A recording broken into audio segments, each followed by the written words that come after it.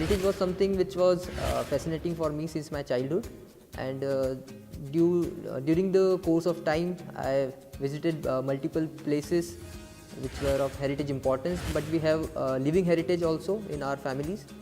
So this was something which interested me to join this course. During this period of 2 years, we got opportunity to attend many international and national conferences, workshops and symposiums, where we got to meet many international famed professionals who are into heritage management and heritage education, which helped us to know the global discourses which are there into heritage field.